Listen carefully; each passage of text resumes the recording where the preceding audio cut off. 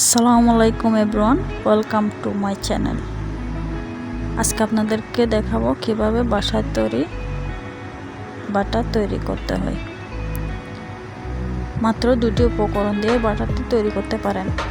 এটা আপনি পরোটা বা পাউরুটি দিয়ে বাসায় খেতে পারেন। আমরা নিয়ে নিচ্ছি প্রথমে 2 লিটার গরুর দুধ। গরুর দুধটাকে আমরা ভালোভাবে জাল করে নিচ্ছি।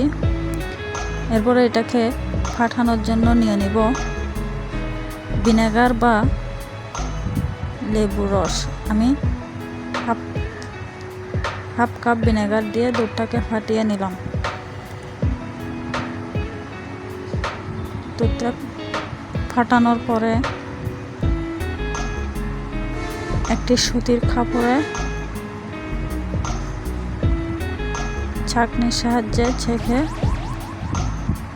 পানিগুলো ফেলে ছানাগুলো পানি ঝরিয়ে নেব, যাতে একটু পানিও না থাকে। সম্পূর্ণ পানি ঝরানোর জন্য উপরে একটি পানির বাটি বসিয়ে দিলাম। সম্পূর্ণ পানি ঝরানোর পরে ব্লেন্ডারে দিয়ে দিচ্ছি ব্লেন্ড করার জন্য। সাথে দিয়ে দিচ্ছি 1 কাপ তরল দুধ। এবার ভালোভাবে ব্লেন্ডার করে নিব।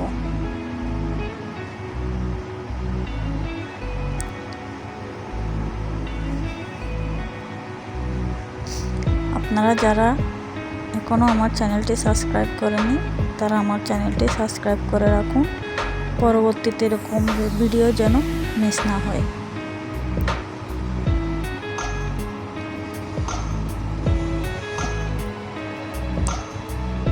তৈরি হয়ে গেল বাটার। এটাকে আমরা এবার প্রতিটি বক্সে নিয়ে নেব। এতক্ষণ সাথে থাকার জন্য ধন্যবাদ। আসসালামু আলাইকুম।